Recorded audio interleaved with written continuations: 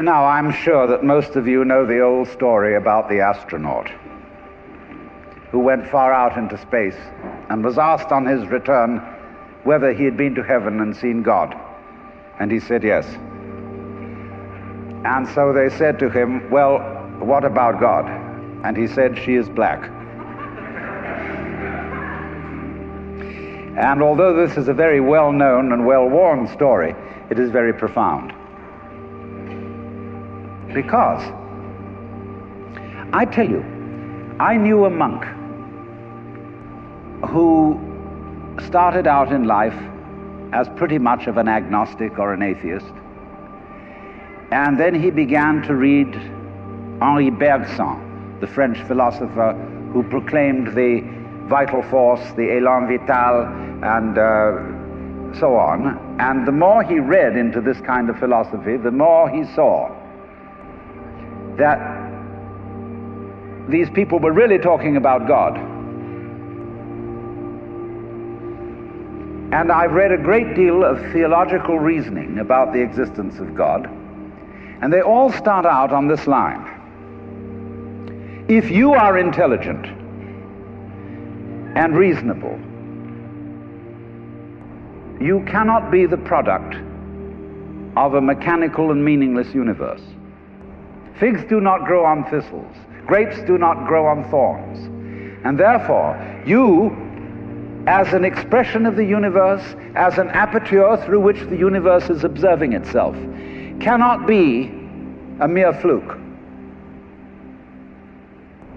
Because if this world peoples, as a tree brings forth fruit, then the universe itself, the energy which underlies it, what it's all about, the ground of being, as Paul Tillich called it, must be intelligent.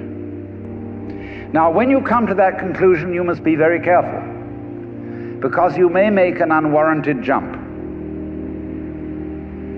Namely, the jump to the conclusion that that intelligence, that marvelous designing power which produces all this, is the biblical God. Be careful.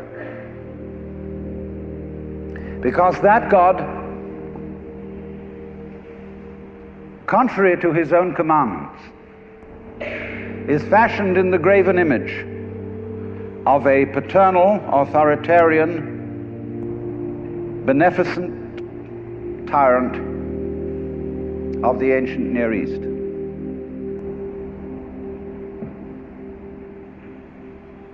And it's very easy to fall into that trap, because it's all prepared, institutionalized in the Roman Catholic Church, in the synagogue, in the Protestant churches, all there ready for you to accept. And by the pressure of social consensus and so on, it is very natural to assume that when somebody uses the word God, it is that father figure which is intended. Because even Jesus used the analogy, the Father, for his experience of God. He had to. There was no other one available to him in his culture. But nowadays, we are in rebellion against the image of the authoritarian father. Especially this should happen in the United States, where it happens that we are a republic and not a monarchy. And if you, as a loyal citizen of this country, think that a republic is the best form of government, you can hardly believe that the universe is a monarchy. But to reject the paternalistic image of God as an idol is not necessarily to be an atheist. Although I have advocated something called atheism in the name of God. That is to say,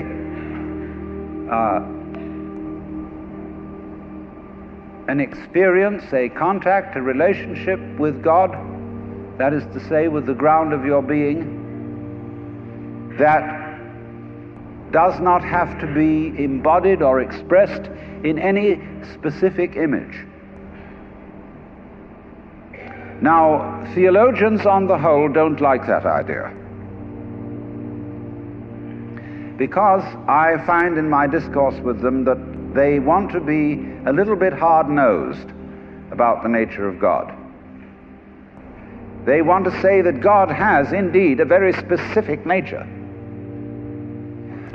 Ethical monotheism means that the governing power of this universe has some extremely definite opinions and rules to which our minds and acts must be conformed. And if you don't watch out, you'll go against the fundamental grain of the universe and be punished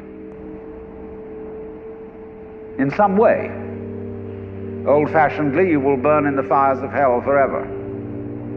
More modern-fashionedly, you will fail to be an authentic person. It's another way of talking about it. But there is this feeling, you see, that there is authority behind the world, and it's not you. It's something else.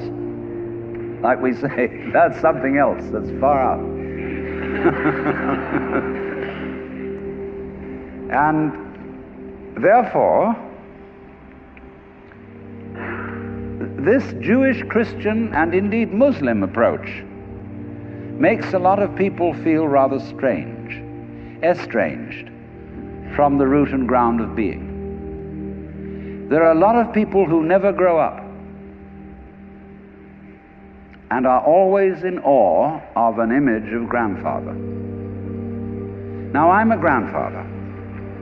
I have 5 grandchildren, and so I'm no longer in awe of grandfathers.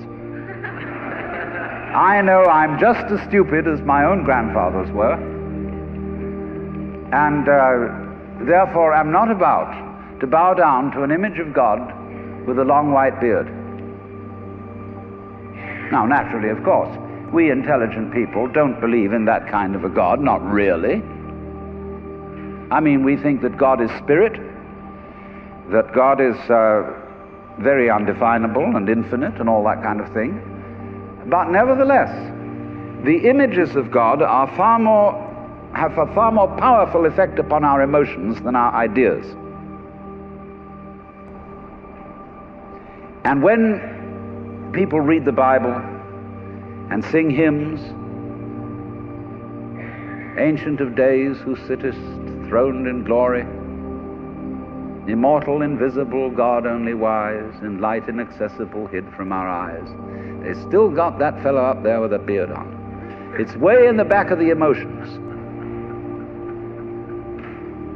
And so we should think, first of all, in contrary imagery, and the contrary imagery is, she's black.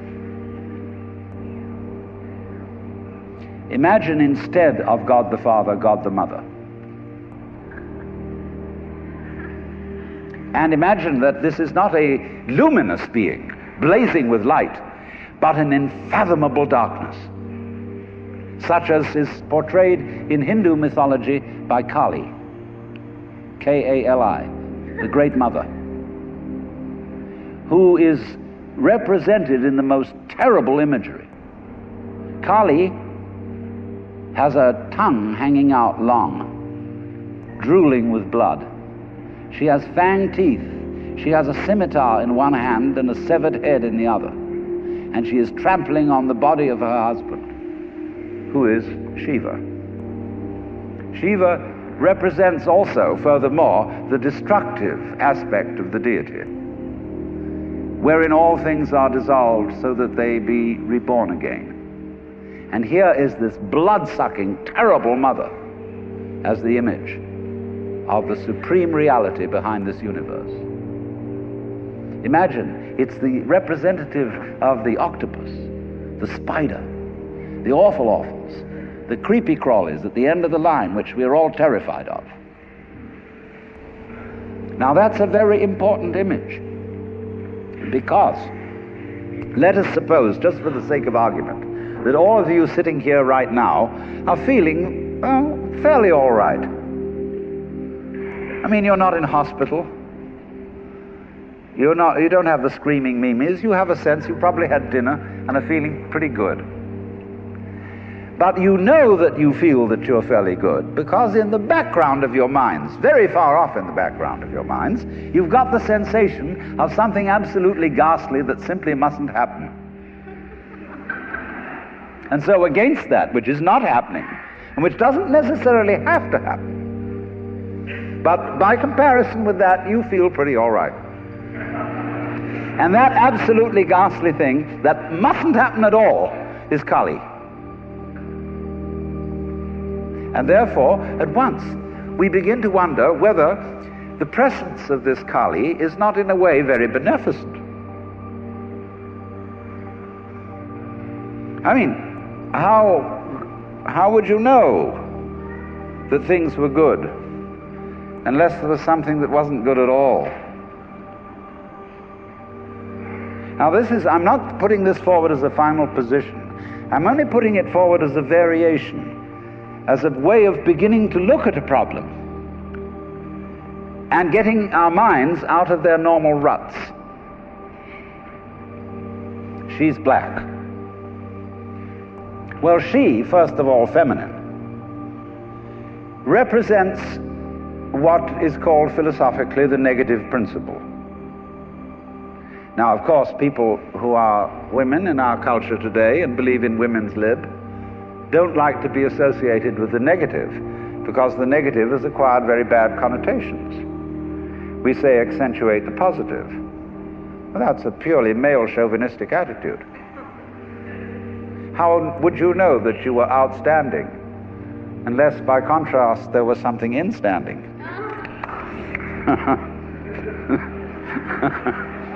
You cannot appreciate the convex without the concave. You cannot appreciate the firm without the yielding. And therefore, the so-called negativity of the feminine principle is obviously life-giving and very important. But we live in a culture which doesn't notice it.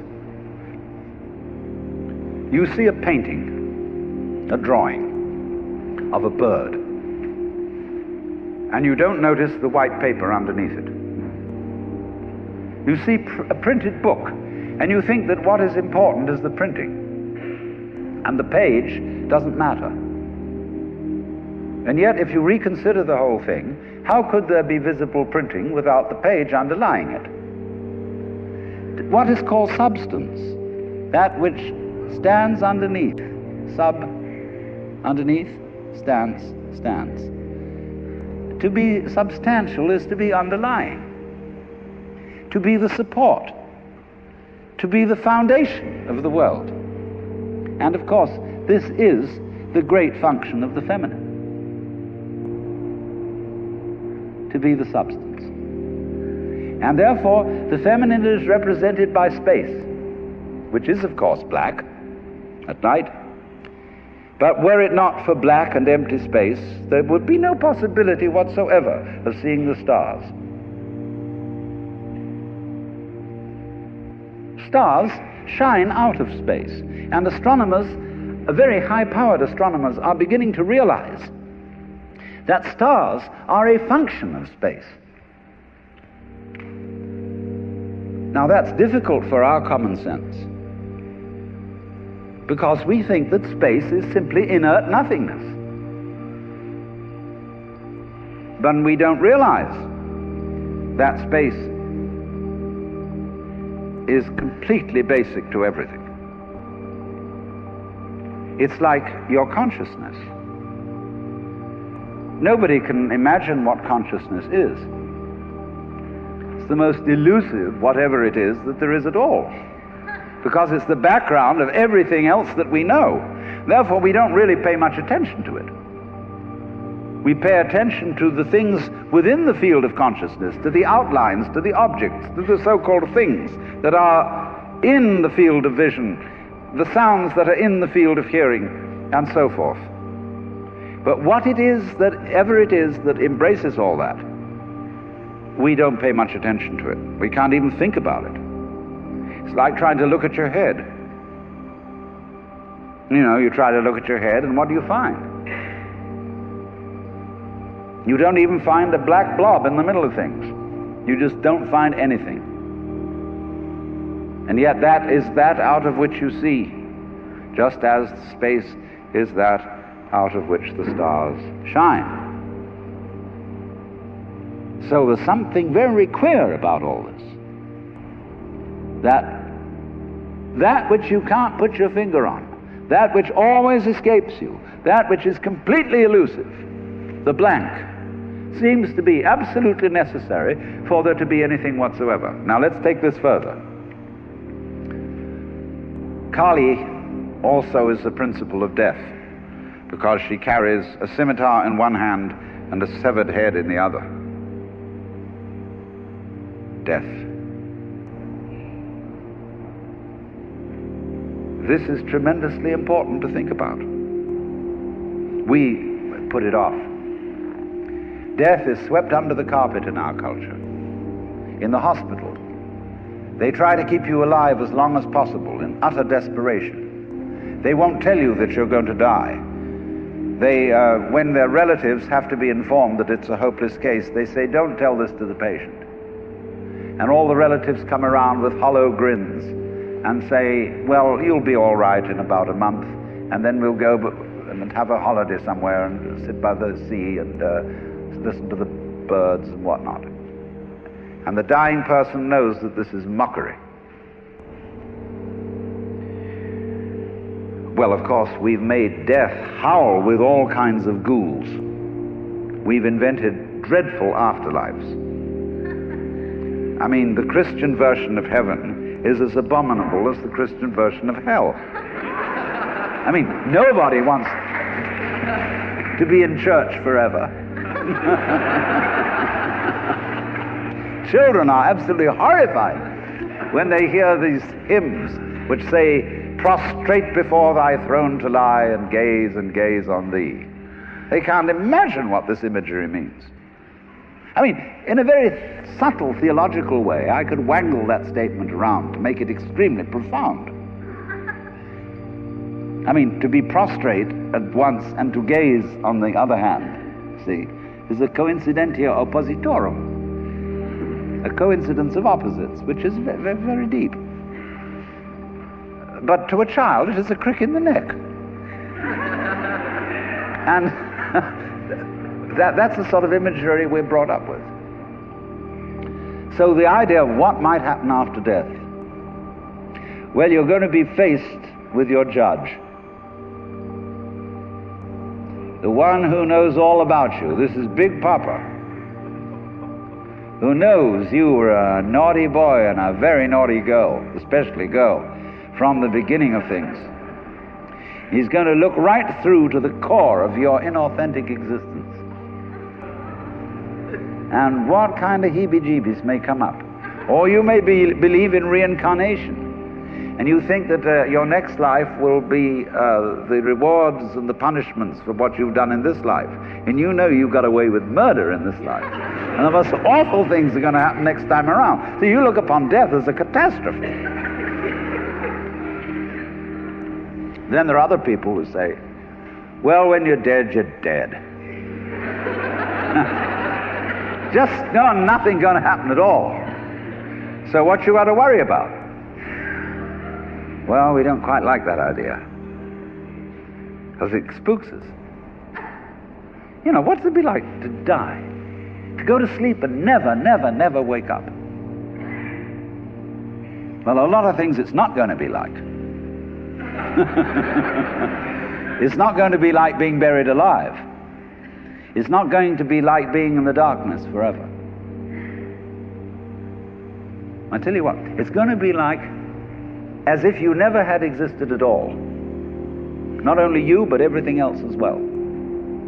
That just there was never anything, and there's no one to regret it. And there's no problem. Well, think about that for a while. It's kind of a weird feeling you get when you really think about that. You really imagine it. Just to stop altogether. And you can't even call it stop, because you can't have stop without start. And there wasn't any start. There's just no thing. Well, then when you come to think of it, that's the way it was before you were born. I mean, if you go back in memory as far as you can go, you get to the same place as you go forward in your anticipation of the future as to what it's going to be like to be dead.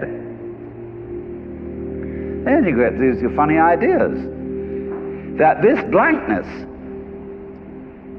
is the necessary counterpart of what we call being. Now, we all think we're alive, don't we? I mean, we're really here? That there is something called existence? You know, the existentialists, Dasein, thrownness, here we are. But how could you be experiencing that as a reality unless you had once been dead?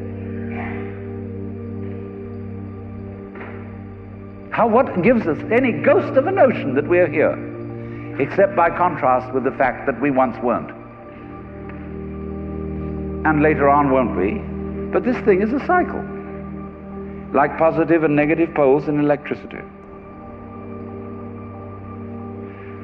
So this then is the value of the symbolism of she is black. She, the womb principle, the receptive, the instanding, the void, and the dark. And so that is to come into the presence of the God who has no image. Behind the Father image, behind the Mother image, behind the image of light inaccessible, and behind the image of profound and abysmal darkness, there's something else which we can't conceive at all.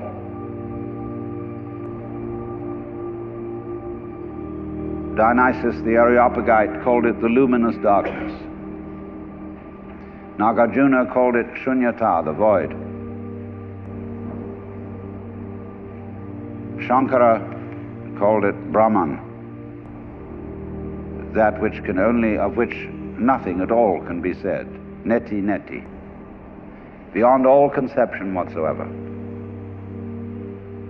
And you see, that is not atheism in the formal sense of the word. This is a profoundly religious attitude, because what it corresponds to practically is an attitude to life of total trust, of letting go. When we form images of God, they are all really exhibitions of our lack of faith. Something to hold on to, something to grasp. How firm a foundation, what lies underneath us, the rock of ages, or whatever, ein feste Burg. But when we don't grasp, we have the attitude of faith. If you let go of all the idols, you will of course discover that what this unknown is, which is the foundation of the universe, is precisely you. It's not the you think you are. No, it's not your opinion of yourself. It's not your idea or image of yourself. It's not the chronic sense of muscular strain, which we usually call I. You can't grasp it. Of course not. Why would you need to? Supposing you could, what would you do with it? And who would do what with it? You can never get at it. So there's that profound central mystery. And the attitude of faith is to stop chasing it. Stop grabbing it. Because if that happens, the most amazing things follow. But all these ideas of the spiritual, the godly, as this attitude of must,